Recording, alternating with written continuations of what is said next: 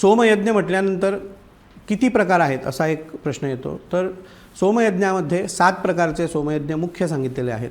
तर त्यातला आपण जो करतो आहे तो अग्निष्टोम सोमयाग आहे.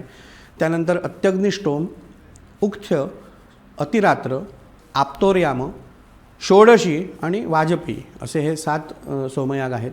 आता त्यात आपल्याला जर एखादी वस्तू किंवा एखादं जर मागणं असेल, इच्छा असेल, ती पूर्ण जर करायची असेल तर त्याच्यासाठी अग्निष्टोम यज्ञ केल्यानंतर पुत्रकामेष्टी यज्ञ हा करावा लागतो. त्यात फक्त पुत्रकामेष्टी यज्ञच आहे तर असं नाही आहे. चक्षुष्कामेष्टी आहे म्हणजे डोळे मिळवण्यासाठी, आयुषकामेष्टी आहे आयुष्य वाढण्यासाठी, श्रीकामेष्टी आहे पैसा मिळवण्यासाठी. म्हणजे नाना प्रकारच्या आपल्या भौतिक सुखातसुद्धा भर घालण्यासाठी हे यज्ञ सांगितलेले आहेत.